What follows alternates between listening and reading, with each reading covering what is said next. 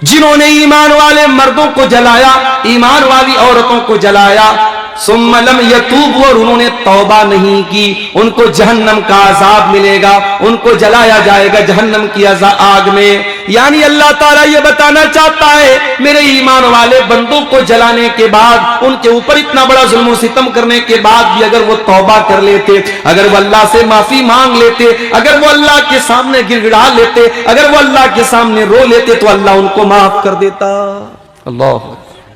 अल्लाह के वलियों के कातिल, ईमान वालों के कातिल, ईमान वालों को जिंदा जला देने वाले जालिम, अल्लाह उनके बारे में कह रहा है, अगर वो तौबा कर लेते तो हम माफ कर देते। मेरे प्यारे साथियों, हम और आप कहां खड़े हैं? ऐ गुनहगारों, ऐ अल्लाह को नाराज करने वालों, ऐ गुनाहों की दलदल में मुब्तला अल्लाह के बंदों, आओ कुरान की आयत तुम्हें दावत दे रही है, कुल या इबादी अल्लज़ीना असरफू अला अनफुसिहिम ला तक़नतू मिर रहमतिल्लाह। ऐ मेरे वो बंदो जिन्होंने गुनाह करके अपनी जानों के ऊपर जुल्म किया है, ला तक़नतू मिर रहमतिल्लाह, तुम अल्लाह की रहमत से कभी मायूस न होना। इन्नल्लाह यग़फिरुज़्ज़ुनूब जमीआ, तुम एक बार अल्लाह से माफी तो मांग के देखो, तुम एक बार अल्लाह से तौबा तो करके देखो, एक बार अल्लाह के सामने रो करके तो देखो, एक बार अल्लाह के सामने गिड़गिड़ा करके तो देखो, अल्लाह तुम्हारे सारे गुनाहों को माफ कर देगा।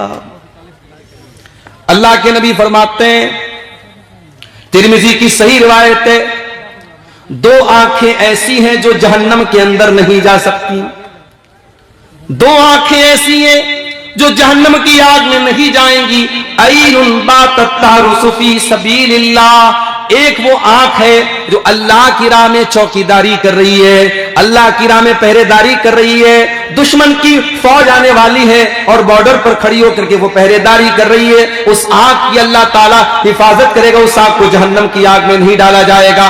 व ऐनुन बकत मिन खशियतिल्लाह, और एक वो आंख भी अल्लाह के अजाब में कभी मुब्तला न होगी, जिस आंख से अल्लाह के खौफ से आंसू बहता हो, जो आंख अल्लाह के खौफ से रोया करती हो, जिस आंख से तौबा के आंसू निकलते हो, जिस आंख से नदामत के आंसू निकलते हो।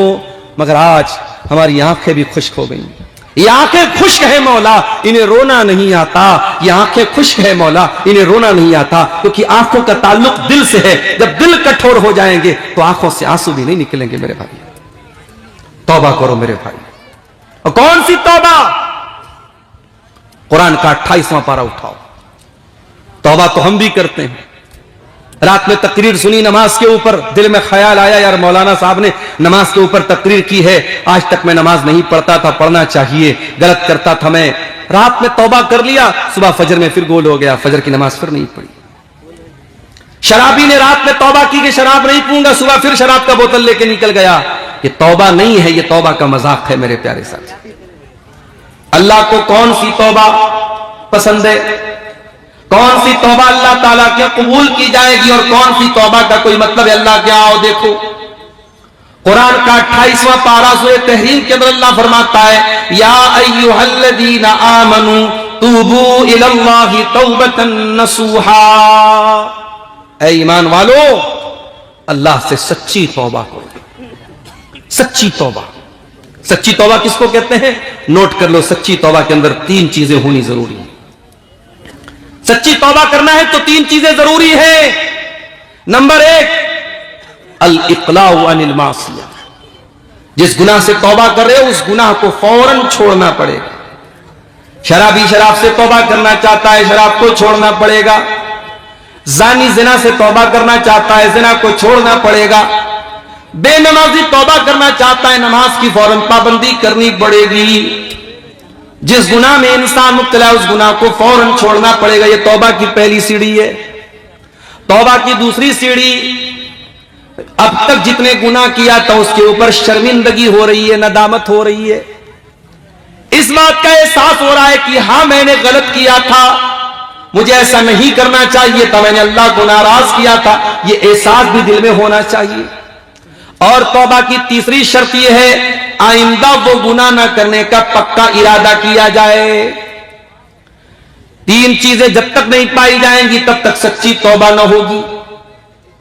और अगर गुनाह का ताल्लुक हुकूकुल इबाद से है, किसी की जमीन हथिया ली, किसी का पैसा मार करके बैठ गया, किसी का हक मार दिया, किसी को गाली दे दी, किसी की गीबत कर दी, तो अब चौथी कंडीशन उसके साथ जोड़ दीजिए। ये 3 कंडीशन तो अपनी जगह, चौथी कंडीशन क्या है? अगर मसला हुकूकुल इबाद का है तो जिसका हक आपने लिया है उसको देना पड़ेगा। जिसकी जमीन आपने नाजायज तौर पर ली उसको वापस लौटाना पड़ेगा। जिसका पैसा आपने गलत तरीके से लिया पैसा लौटाना पड़ेगा।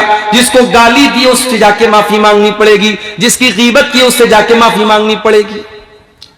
अगर आपने पैसे के बदले पैसा न दिया, जमीन के बदले जमीन न दिया, सोने के बदले सोना न दिया, खेत के बदले खेत न दिया, तो कल कयामत के दिन सोना के बदले जमीन के बदले खेत के बदले पैसे के बदले आपको अपनी नमाज देना पड़ेगा, आपको अपना रोजा देना पड़ेगा, आपको अपनी इबादतें देनी पड़ेंगी, आपको अपनी नेकियां देनी पड़ेंगी। और जब नेकी खत्म हो जाएगी, अल्लाह के नबी फरमाते हैं सामने वाले के गुनाह इंसान के ऊपर लाद दिए जाएंगे, गुनाह लाद दिए जाएंगे।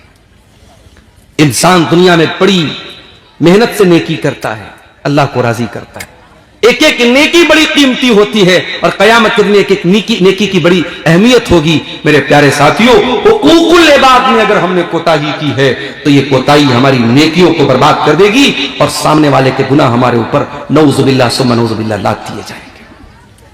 इसलिए अल्लाह कहता है, या अय्युहल्लज़ीना आमनू तूबू इलल्लाहि तौबतन नसूहा, ऐ ईमान वालो जब तौबा करना है तो सच्ची तौबा करो। जब तुम सच्ची तौबा करोगे, असा रब्बुकुम अन युकफ्फिर अन्कुम सय्यिआतिकुम, तब अल्लाह ताला तुम्हारे गुनाहों को मिटा देगा। वयुदखिलकुम जन्नातिन तजरी मिन ताहतिहल अन्हार, और अल्लाह ताला तुमको जन्नत में दाखिल करेगा। एक बात और बताऊं आपको, एक होती है हदीस कुदसी, नाम सुना है हदीस कुदसी का? हदीस कुदसी किसको बोलते हैं? जब अल्लाह के नबी सल्लल्लाहु अलैहि वसल्लम ये कहे कि अल्लाह ताला फरमाता है तो उस हदीस को हदीस कुदसी कहते हैं।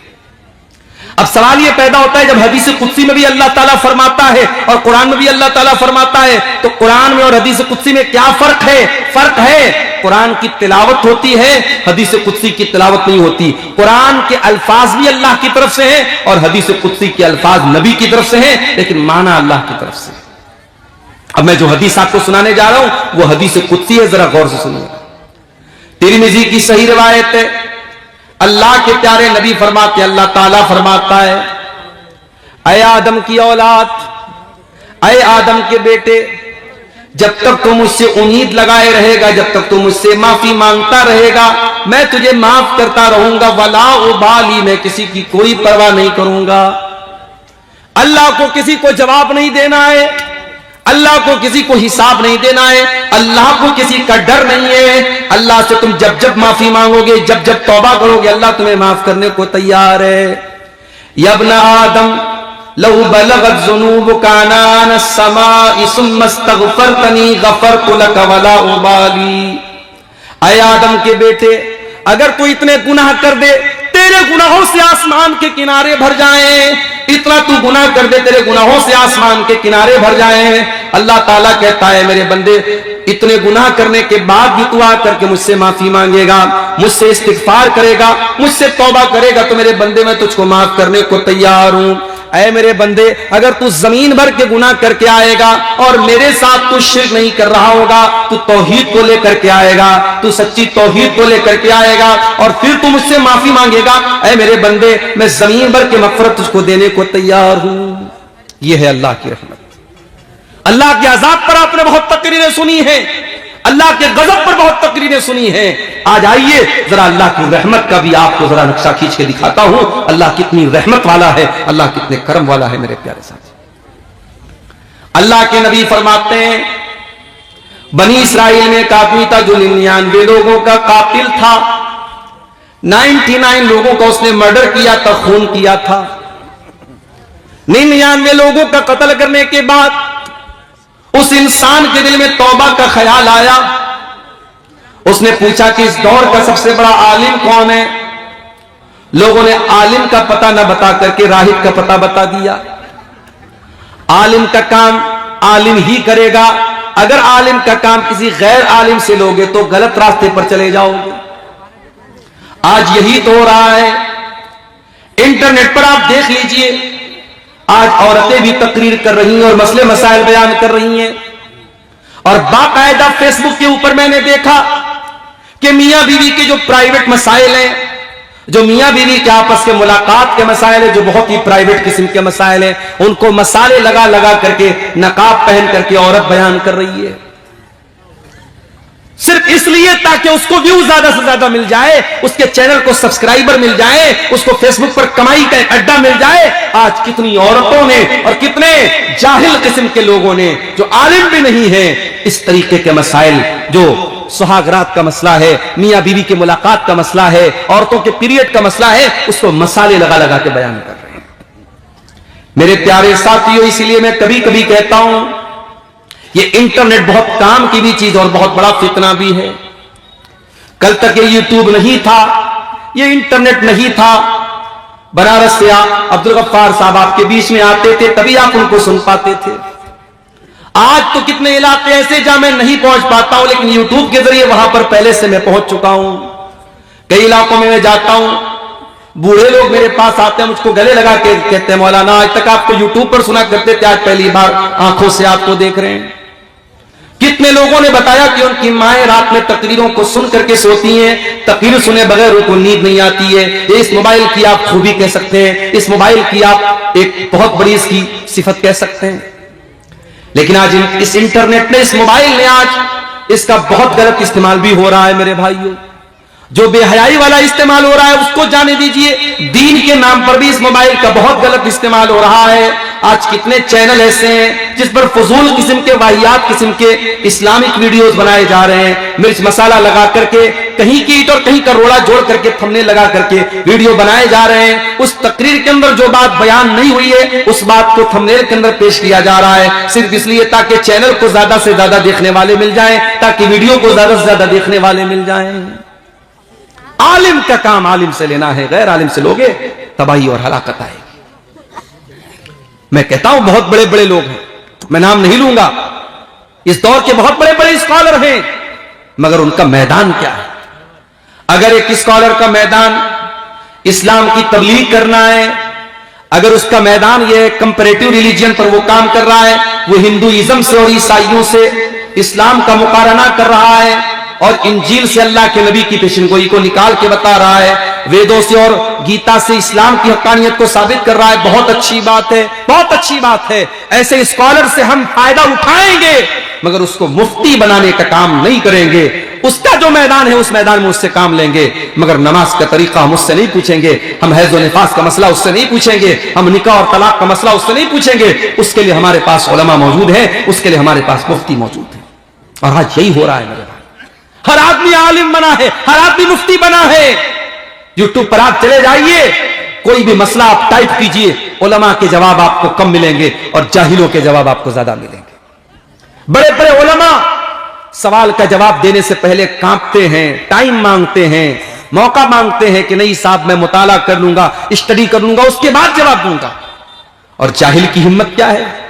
जाहिल की हिम्मत यह है, 4 किताबें उसने इंग्लिश में पढ़ी है, कुरान भी उसने ढंग से नहीं पढ़ा है, हदीसों को उसने भी ढंग से नहीं पढ़ा है, बस 4-5 उसने इंग्लिश की किताबें पढ़ी है, और वो आता है और स्टेज लगाता है और कहता है आस्क मी ब्रदर, मुझसे सवाल पूछो। वो बाकायदा खुलेआम चैलेंज करता है और लोग आते हैं, उससे सवाल करते हैं और वो सवालों का जवाब देता है। इसीलिए अल्लाह के नबी पेशन गोई करते हुए फरमाते हैं, कयामत के पहले ऐसा दौर आएगा,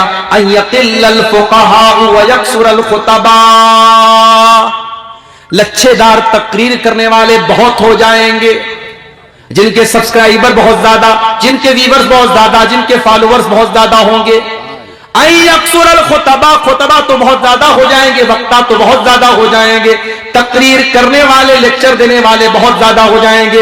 वयक़िल्लल फुक़हा, और दीन का गहरा इल्म रखने वाले, दीन की समझ रखने वाले, दीन की नॉलेज रखने वाले लोग बहुत कम रह जाएंगे।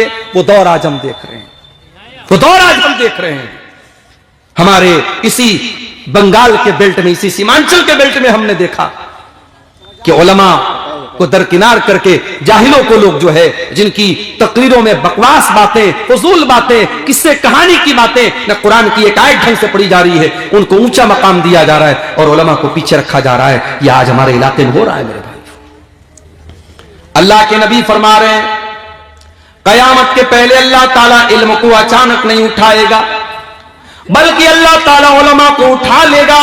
और जब उलमा को अल्लाह ताला उठा लेगा, हत्ता इज़ा लम युबक़ि आलिमन, जब उलमा दुनिया से चले जाएंगे, इत्तख़ज़न्नास रुऊसन जुहाला, लोग जाहिलों को अपना सरदार और पेशवा बना लेंगे। जाहिलों को लोग सरदार बनाएंगे। अब सरदार के माने बहुत कुछ हो सकते हैं। सरदार के माने गांव का मुखिया भी हो सकता है, सरदार के माने मस्जिद का मुतवल्ली भी हो सकता है, सरदार के माने मदरसे का सेक्रेटरी भी हो सकता है। आज मदरसे का सेक्रेटरी जाहिल है, अंगूठा छाप इंसान सिर्फ अपने पैसे की बदौलत मदरसे का सेक्रेटरी बन के बैठा है। और लोगों ने कोड बनाया है, अरे हाजी साहब चंदा ज्यादा देंगे, पैसा ज्यादा देंगे, उनको सेक्रेटरी बना देते। मेरे प्यारे साथियों, जाहिलों को लोग सरदार बना लेंगे और उनको मुफ्ती बना लेंगे, और लोग उनसे आकर के फतवा पूछेंगे, और जाहिल जब फतवा देंगे फदल्लु बादल्लु, खुद भी गुमराह होंगे, दूसरों को भी गुमराह करेंगे। देखो, इल्म एक अलग चीज है और तकवा एक अलग चीज है। आलिम अगर मुत्तकी है, सोने पे सुहागा है, लेकिन कोई मुत्तकी है तो आलिम भी हो ये जरूरी नहीं है। 99 लोगों का कातिल था, उसने पूछा इस दौर का सबसे बड़ा आलिम कौन है?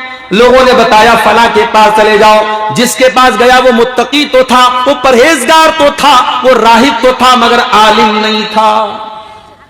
उससे जाके पूछा, आई हैव किल्ड 99 पर्सन्स, मैंने 99 लोगों को कत्ल किया है। आई वॉन्ट टू रिपेंट, मैं तौबा करना चाहता हूं। क्या है कोई तौबा का रास्ता? अब वो आलिम नहीं था, राहिब था, रात रात भर नमाज पढ़ने वाला था, उसको गुनाहों से नफरत थी। उसने कहा यार 99 लोगों का कत्ल करके आया और तौबा की बात कर, भाग गया से, निकल, तेरी तौबा कबूल नहीं होगी। अब वो तो था खूंखार आदमी, 99 लोगों को तो ऑलरेडी कत्ल कर चुका था। उसे गुस्सा आया तो तलवार निकाली, उसको भी खत्म कर दिया। 100 लोगों का कातिल बन गया वो। अब तक 99 का कातिल था, 100 का कातिल हो गया। उस सेंचुरी उसने पूरी कर ली, 100 लोगों का कातिल हो गया। फिर उसके दिल में तौबा का ख्याल आया। फिर उसने किसी से पूछा कि इस दौर का सबसे बड़ा आलिम कौन है? लोगों ने बताया कि हां, फला के पास चले जाओ, वो वक्त इस दौर का सबसे बड़ा आलिम है। अब वो जिसके पास पहुंचा वो आलिम था। अब जब आलिम के पास पहुंचा तो आलिम ने सही जवाब दिया। उसने कहा, आलिम साहब मैं तौबा करना चाहता हूं, 100 लोगों का कातिल हूं, क्या मेरी तौबा कबूल होगी? क्या है कोई रास्ता मेरी तौबा कबूल होने का? उस आलिम ने बड़ा प्यारा जवाब दिया। उसने कहा, मैं यहूलु बैनक व बैन तौबती का, अगर तू तौबा करना चाहता है तो तेरे और तेरी तौबा के बीच में मैं रुकावट नहीं बन सकता, कोई रुकावट नहीं बन सकता। तू तौबा कर सकता है, लेकिन हां, तुझे तौबा करने के लिए वो बस्ती छोड़नी पड़ेगी, वो इलाका छोड़ना पड़ेगा। इलाके का बड़ा असर पड़ता है। बेईमानों के इलाकों में रहोगे बेईमान हो जाओगे, सूदखोरों के इलाकों में रहोगे सूदखोर हो जाओगे, शिर्क करने वालों के साथ उठोगे बैठोगे, तुम्हारे अंदर शिर्क की मोहब्बत पैदा हो जाएगी। माहौल का बहुत बड़ा असर पड़ता है मेरे प्यारे साथी। इसीलिए जब कहीं मकान खरीदो तो पहले ये देख लो कि मकान तो अच्छा है, घर तो अच्छा है, पड़ोस कैसा है, पहले पड़ोस देख लिया करो मेरे प्यारे साथी। हजरत आसिया का नाम सुना है? फिरौन की बीवी हजरत आसिया, उन्होंने अल्लाह से दुआ की थी। इतने बड़े जालिम बादशाह की बीवी थी। बादशाह ने अपने महल से निकाल करके हजरत आसिया को जंजीरों में जकड़ के रखा था, उन पर जुल्म सितम करता था, मारता था, पीटता था। हजरत आसिया अल्लाह से दुआ करती है, बड़ी प्यारी दुआ करती है। क्या कहती है? रब्बिब्नि ली इंदक बैतन फिल जन्नह वनज्जिनी मिन फिरऔन वअमलिही वनज्जिनी मिनल कौमिज़ ज़ालिमीन। आय अल्लाह, तू मुझे जन्नत में अपने पास एक घर अता फरमा, अपने पास एक घर अता फरमा। हजरत आसिया अगर इतना कह देती है अल्लाह जन्नत में घर अता फरमा तब भी काफी था, मगर उन्होंने कहा कि अय अल्लाह तू अपने पास एक घर अता फरमा, यानी अय अल्लाह मुझे जन्नत में भी तेरा कुर्ब चाहिए, मुझे जन्नत में भी तेरे पास एक घर चाहिए। इसलिए उलमा कहते हैं कि हजरत आसिया ने घर से पहले पड़ोस मांगा था। पड़ोस अच्छा होना चाहिए मेरे प्यारे साथियों। अगर पड़ोस खराब रहेगा, माहौल खराब रहेगा, आपके बच्चे भी खराब हो जाएंगे, आपकी आने वाली नस्लें भी खराब हो जाएंगी। तो उस आलिम ने कहा कि तुम तौबा करना चाहते हो, जाओ अपनी बस्ती को छोड़ दो और फला बस्ती में चले जाओ, वहां नेक लोग रहते हैं, वहां अल्लाह के नेक बंदे रहते हैं, वहां जाओ और वहां जाके तौबा करो, तुम्हारी तौबा कबूल हो जाएगी।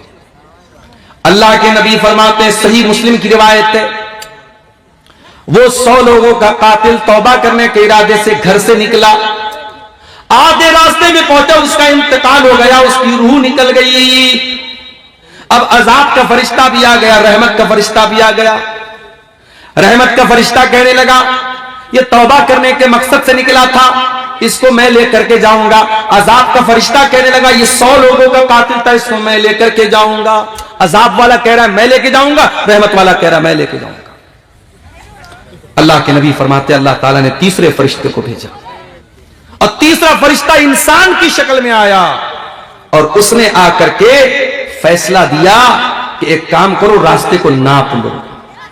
तुम लोग फरिश्ते हो, तुम्हारे लिए कोई मुश्किल काम नहीं है, रास्ते को नाप लो। अगर ये नेक लोगों की बस्ती से करीब है तो रहमत का फरिश्ता लेके जाएगा, अगर बुरे लोगों की बस्ती से करीब है तो अजाब का फरिश्ता लेके जाएगा।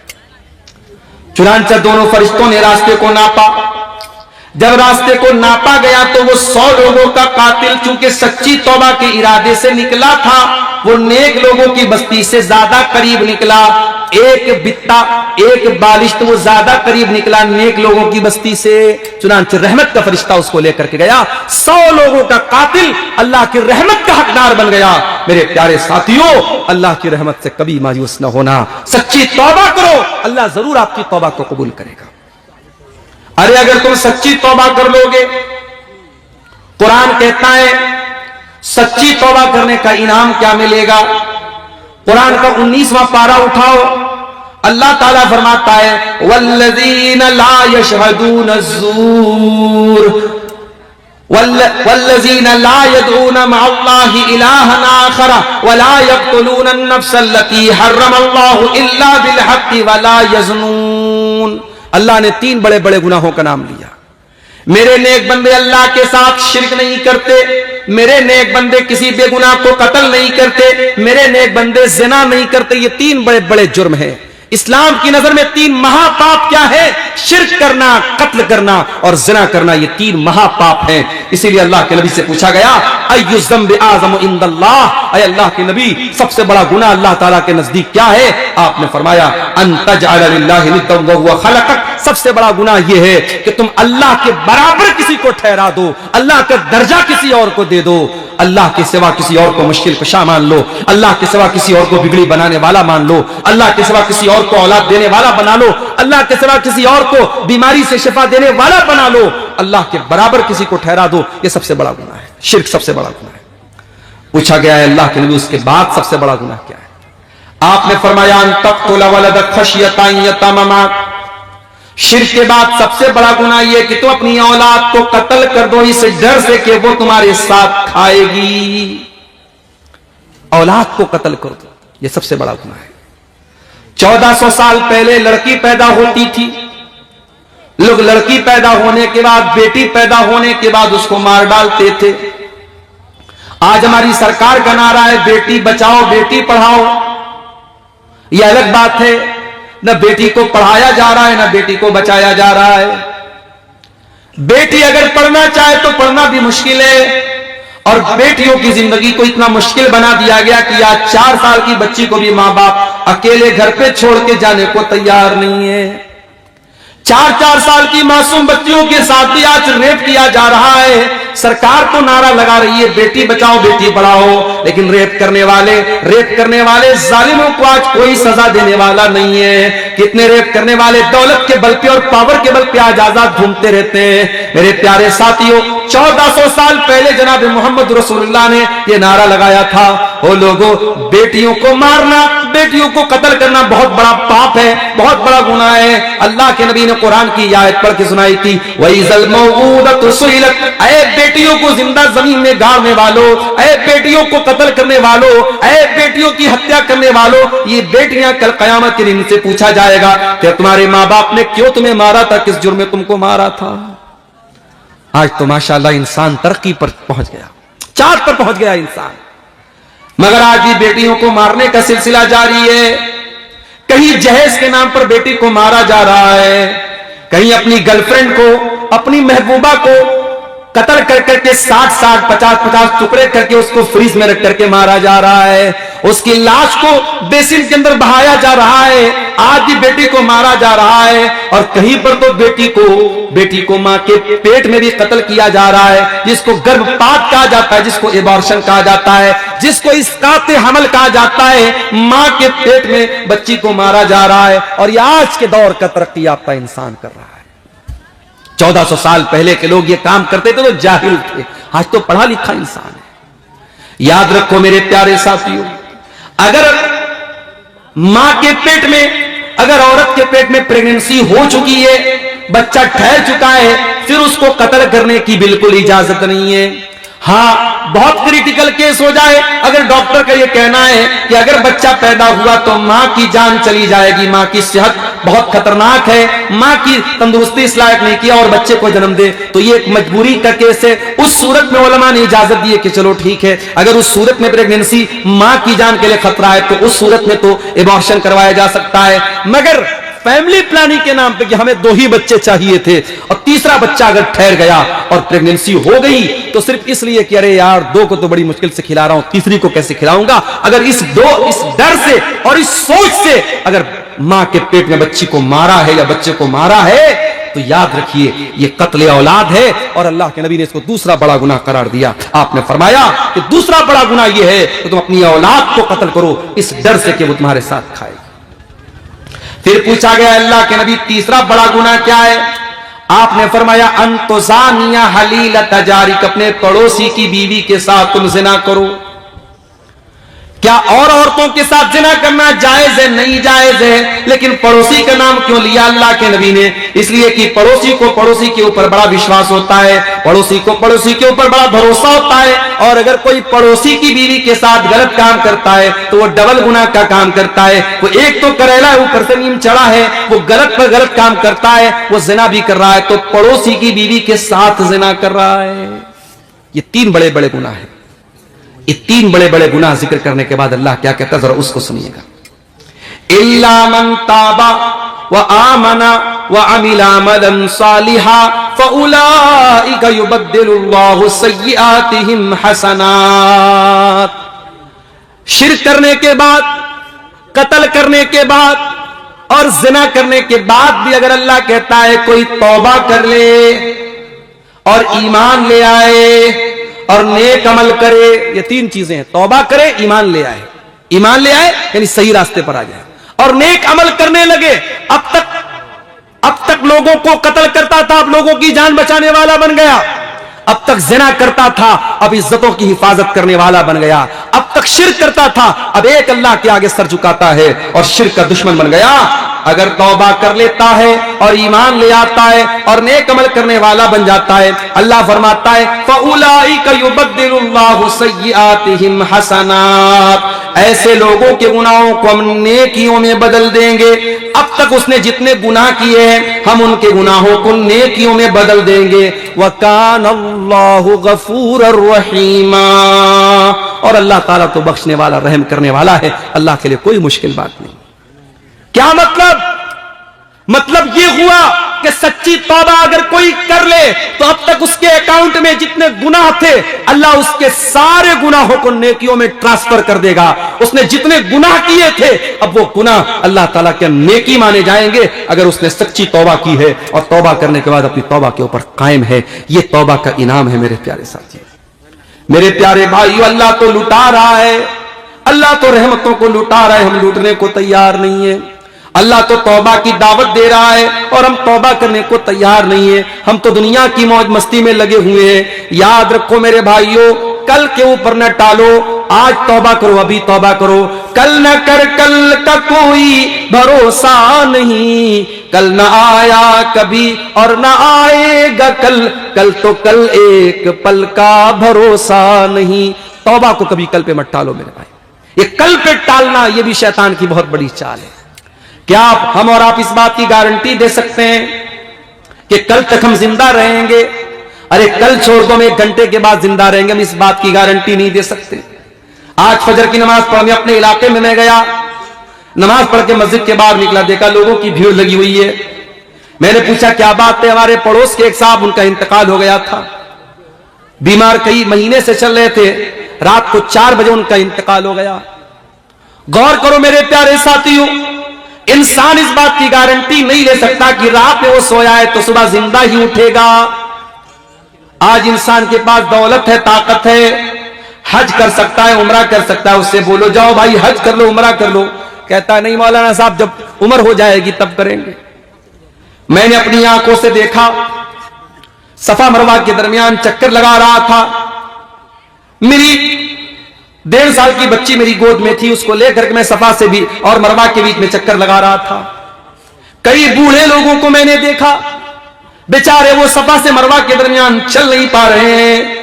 एक चक्कर लगाने के बाद वो किनारे बैठ करके सुस्ताने लगते हैं, हाँफने लगते हैं। तवाफ के दौरान मैंने देखा लोग तवाफ नहीं कर पा रहे हैं, लोग पैसा दे दे करके व्हील चेयर के ऊपर कुर्सी पर बैठ करके तवाफ कर रहे हैं। मेरे प्यारे भाइयों, क्यों उस दिन का इंतजार करते हो जब दूसरों के मोहताज होकर के तुम अल्लाह के घर का तवाफ करोगे? आज अल्लाह ने आपको नवाजा है, आज आपके पास दौलत है, आज आपके पास जवानी है, जाओ अल्लाह ताला ने अगर आपको तौफीक दी है, जाओ जाकर के हज कर लो, उम्रा कर लो।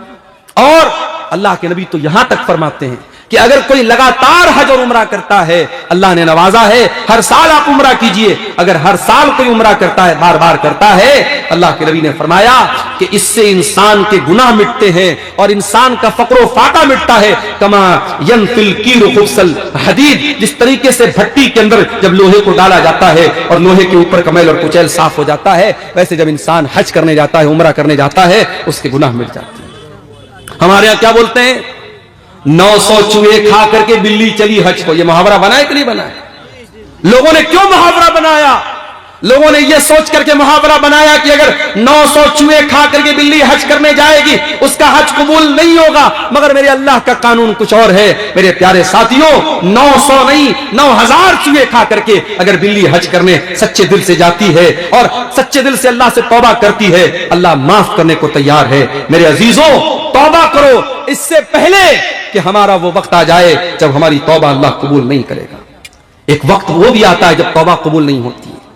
अल्लाह के नबी फरमाते हैं इन्नल्लाह यक़बलु तौबतल अब्दि मा लम युग़रग़िर। अल्लाह ताला बंदे की तौबा तब तक कबूल करता है जब तक गरगरा ना आ जाए। गरगरा मतलब आखिरी टाइम, वो टाइम जब इंसान की जबान बंद हो जाए, जब इंसान के मुंह में कोई चीज डालो तो अंदर नहीं जा रही है, जहां कनी का आलम है, नजा का आलम है, आखिरी आलम है, उस वक्त के आने से पहले तौबा कर लो। और कयामत का दिन जब सूरज पश्चिम से निकलेगा, उस दिन के आने के पहले तौबा कर लो। उसके बाद मेरे प्यारे साथियों, हमें और आपको तौबा की तौफीक छीन ली जाएगी और फिर हमारी तौबा कबूल नहीं होगी। तो तौबा करने में देर मत करो मेरे प्यारे साथियों। अब सवाल ये पैदा होता है, लोग ये भी सवाल करते हैं मौलाना साहब हम तौबा करना चाहते हैं, हम क्या करें, तरीका क्या है तौबा करने का? आइए मैं आपको तरीका बताता हूं। तौबा करना चाहते हो, सबसे पहला काम तो ये करो, अल्लाह से रुजू करो, अल्लाह की बारगाह में गिड़गिड़ाओ। और अगर गुनाह करने के बावजूद आपको पैसा मिल रहा है, दौलत मिल रही है, ऐशो आराम से जिंदगी गुजर बसर हो रही है, तो इस धोखे में मत पड़े रहो कि मुझे कोई प्रॉब्लम नहीं, कोई मसला नहीं। अल्लाह ताला अगर गुनाहों के बावजूद आपको नवाज रहा है तो अल्लाह अपनी रस्सी को ढीली किए हुए है। जिस दिन अल्लाह की रस्सी टाइट होगी उस दिन आपको एहसास होगा। अल्लाह कुरान में कहता है फलौला इज़ जाअहुम बासुना तदर्रऊ वलाकिन क़सत क़ुलूबुहुम व ज़य्यन लहुम अश-शैतानु मा कानू यअमलून। तुम्हारे दिल इतने कठोर हो चुके हैं, बड़ी बड़ी मुसीबतें आ रही हैं, मगर तुम अल्लाह की बारगाह में रुजू नहीं करते। इतने बड़े बड़े आज हिंदुस्तान के अंदर इतने बड़े बड़े परेशानियों के आलम हमारे ऊपर आए, मुसीबतों के पहाड़ हमारे ऊपर टूटे। अभी आप देखिए उत्तर प्रदेश के एक इलाके में कितनी दहशत का माहौल बना दिया गया। 5 मुसलमान वहां मार दिए गए, उसके बाद भी वहां जुल्म और सितम का सिलसिला भी रुकने का नाम नहीं ले रहा है। अभी आज की न्यूज मैंने देखी कि वहां मुसलमानों में दहशत का एक माहौल पैदा किया गया और बाकायदा अतिक्रमण के नाम पे उनके घरों पर बुलडोजर चलाए गए और पूरे इलाके में दहशत का माहौल पैदा कर दिया गया। यानी हालात ये हो गए कि आपके ऊपर जुल्म सितम भी हो और आप उस जुल्म सितम के खिलाफ आवाज भी नहीं उठा सकते। अगर उठाएंगे तो हर उठने वाली आवाज को दफन कर दिया जाएगा। मेरे प्यारे साथियों, ऐसे माहौल में भी अगर मुसलमान अल्लाह की तरफ रुजू नहीं करता है और अल्लाह से तौबा नहीं करता है, और ऐसे माहौल में भी मुसलमानों की अय्याशियां बंद नहीं होती हैं, मुसलमानों के गलत काम बंद नहीं होते हैं, तो हम इस पर क्या कह सकते हैं? कुरान कह रहा है फलौला इज़ जाअहुम बासुना तज़र्रऊ, मेरे बंदो अगर हमारा अजाब और हमारी तरफ से आने वाली ये मुसीबतें भी अगर तुमको अल्लाह की बारगाह से नहीं जोड़ती हैं, तुम तज़र्रो नहीं करते हो, तुम गिड़गिड़ाते नहीं हो, इसका मतलब ये हुआ वलाकिन क़सत क़ुलूबुहुम, तुम्हारे दिल बहुत सख्त हो चुके हैं, वज़य्यन लहुमुश शैतानु मा कानू यामलून, और शैतान ने तुम्हारे अमल को मुज़य्यन कर दिया। तौबा करना चाहते हो तो एक काम और करना पड़ेगा, नेक लोगों के साथ रहा करो मेरे प्यारे साथी। संगत का असर इंसान के ऊपर पड़ता है, आप किसके साथ उठते बैठते हैं ये बहुत मैटर करता है। सिगरेट पीने वालों के साथ आप उठेंगे बैठेंगे, सिगरेट नहीं पिएंगे तब भी सिगरेट पीने की जो नफरत है वो आपके दिल में कम हो जाएगी। आप शराबियों के साथ उठेंगे बैठेंगे, शराब नहीं पिएंगे, मगर शराबी से जो एक शराब से नफरत होनी चाहिए वो शराब से नफरत आपके अंदर नहीं रहेगी। सोहबत का बड़ा असर पड़ता है। शेख सादी रहमतुल्लाह अलैह फरमाते पेसरे नू बबदा नशिश, नूह अलैहिस्सलाम का बेटा बुरे लोगों के साथ बैठता था, खानदान नबूवत गुमशुद, अपने बाप की नबूवत को से उसने रिश्ता तोड़ दिया। इतने बड़े पैगंबर का बेटा था, नूह अलैहिस्सलाम का बेटा था, बुरे लोगों के साथ उठा बैठा करता था, तो अपने बाप की नबूवत से उसका नाता टूट गया। वह सगे असहाबे कहफ रोजे चंद, और असहाबे कहफ के जो कुत्ता था वो चंद दिन नेक लोगों के साथ था, सोबते नेक लोगों के साथ वो कुत्ता बैठा था मर्दुम शुद्ध, तो उस कुत्ते को भी अल्लाह ताला ने कुरान में असहाबे कहफ के साथ उसका जिक्र किया। सोहबत का असर देखो, एक कुत्ता जो बड़ा ही गलीज जानवर है, कुत्ता अगर बर्तन में मुंह लगा दे 7 बार बर्तन को धोने का हुक्म है, लेकिन असहाबे कहफ के साथ जब वो कुत्ता गया था और उस गार में वो कुत्ता भी सोया था, तो अल्लाह ताला ने उस कुत्ते का जिक्र कुरान के अंदर किया है। इस सोहबत का असर होता है मेरे प्यारे साथियों। अगर आप अल्लाह से सच्ची तौबा करना चाहते हैं तो आपको अपनी सोहबत पर ध्यान देना पड़ेगा। इसीलिए अल्लाह कुरान में कहता है यौम याज़्ज़ु ज़ालिमु अला यदैहि यक़ूलु या वैलता लैतनी लम अत्तखिज़ फुलानन खल या वैलता, यौम याज़्ज़ु ज़ालिमु अला यदैहि यक़ूलु या लैतनी इत्तखज़तु मअर रसूलि सबीला, जालिम क़यामत के दिन अपने हाथों को काटेगा और कहेगा अरे काश मैंने रसूल का रास्ता अपनाया होता। या वैलता लैतनी लम अत्तखिज़ फुलानन खलीला, अरे काश मैंने फलां को अपना साथी न बनाया होता, फलां को अपना दोस्त न बनाया होता। लक़द अज़ल्लनी अन ज़िक्रि बाद इज़ जानी, उसने अल्लाह के जिक्र से मुझको दूर कर दिया, उसने अल्लाह के जिक्र से मुझको बहका दिया। व कान शैतानु लिल इंसानी खज़ूला, और शैतान तो इंसान को हमेशा जलील करता है। सोहबत अच्छी अपनाओ मेरे प्यारे साथियों, अच्छे साथियों से, अच्छे दोस्तों से दोस्ती रखो, अच्छे लोगों के साथ उठा बैठा। इसी तरीके से अगर आप तौबा करना चाहते हैं, काम और करना पड़ेगा, कुरान से अपना ताल्लुक जोड़ना पड़ेगा। क्यों? क्योंकि कुरान दिल के ऊपर जो मैल और कुचैल होते हैं उनको दूर करता है। इन्नल कुराना, कुरान करीम यहदी लिल्लती अक़वम, बिल्कुल सीधा रास्ता बताता है। वनुनज़्ज़िलु मिनल कुरानि मा हुवा शिफ़ाउन व रहमतुल लिल मोमिनीन, और ये कुरान शिफा है आपके दिल की बीमारियों के लिए, आपकी रूह की बीमारियों के लिए। इसलिए मेरे प्यारे साथियों, अगर आप दिल की बीमारियों से बचना चाहते हैं, रूह की बीमारियों से बचना चाहते हैं, तो कुरान करीम से अपना गहरा ताल्लुक हमें और आपको जोड़ना पड़ेगा। इसी तरीके से अगर आप तौबा करना चाहते हैं, पहले नमाज की पाबंदी शुरू कीजिए। जब तक 5 टाइम की नमाज की पाबंदी आप नहीं करते, आपकी तौबा का कोई मतलब अल्लाह ताला क्या नहीं है। इसीलिए अल्लाह कुरान में कहता है अक़ीमिस सलाह, नमाज कायम करो। इन्नस्सलात तन्हा अनिल फ़ाहशाई वल मुनकर, बेशक ये नमाज बेहयाई से रोकती है, बुराई से रोकती है। नमाज आप पढ़ेंगे तब आप बुराई से रोक सकते हैं, बगैर नमाज की पाबंदी के। बाज लोग कहते हैं साहब हम तो हराम नहीं खाते, हम ये नहीं करते, लेकिन नमाज नहीं पढ़ते।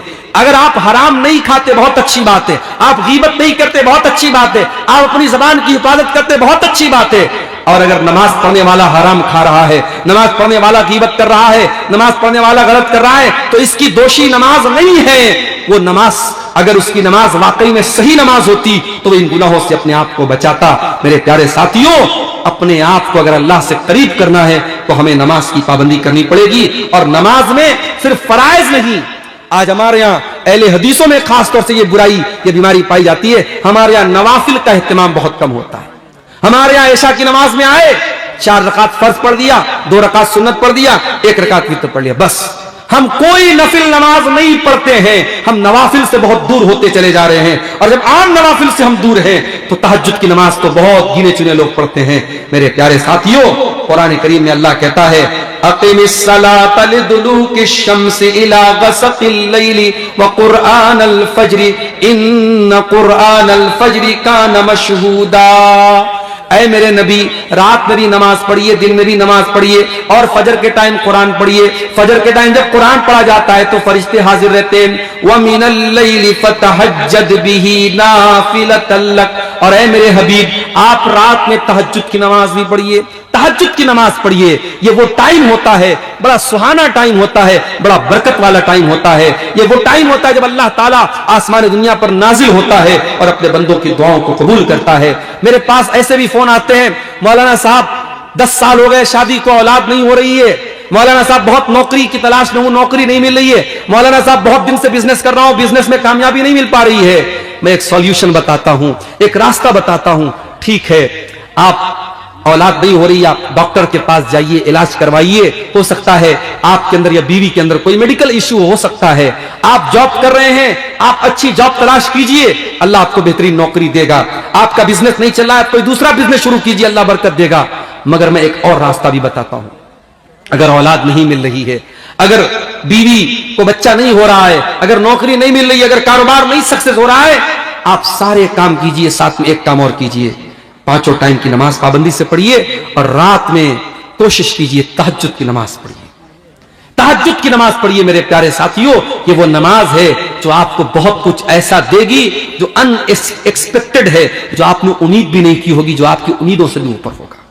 मेरे प्यारे साथियों, अगर आप तौबा करना चाहते हैं, अपनी रातों को अल्लाह की बारगाह में रोने वाला बना दीजिए। अल्लाह कुरान में कहता है, कल जुमा का दिन है, फजर की नमाज में आप पहली रकात पे सुनेंगे ये आयत, इमाम साहब अगर पढ़ेंगे सूरह सजदा तो ये आयत आपके सामने आएगी। ततजाफा जुनूबुहुम अनिल मजाजि यदऊन रब्बहुम खौफन व तमा व मिम्मा रज़क़नाहुम युनफिकून। मेरे नेक बंदे रात में बिस्तर छोड़ के अल्लाह के सामने रोते हैं, गिड़गिड़ाते हैं, तौबा करते हैं, नमाज पढ़ते हैं, तहज्जुद पढ़ते हैं। मेरे प्यारे साथियों, वो है बेहतरीन टाइम। और वो टाइम अगर आप अल्लाह की को राजी कर लेंगे तो अल्लाह कहता है फला तअलमु नफ्सुम मा उख्फिय लहुम मिन कुर्रति आयुन। कोई नहीं जानता कि मैंने उसके दिल को खुश करने के लिए कौन कौन सी नेमतों को तैयार करके रखा है। मेरे अजीजों, ये तौबा करने के चंद रास्ते हैं, और तौबा के रास्ते पर बढ़ने वाले चंद कदम हैं जो मैंने आपके सामने बयान किए हैं। आइए हम अल्लाह से दुआ करें, रब्बुल आलमीन हम सबको अपने गुनाहों से सच्ची तौबा करने की तौफीक अता फरमाए, और हम जो भी टूटी फूटी नेकी हम करते हैं, अल्लाह उनकी हिफाजत की हम सबको तौफीक अता फरमाए। अल्लाह ताला हमें ईमान पर जिंदा रखे और ईमान पर हमारा खात्मा फरमाए। आमीन। व आखिर दावाना अनिल हम्दुलिल्लाहि रब्बिल आलमीन। अस्सलामु अलैकुम व रहमतुल्लाहि व बरकातुहू।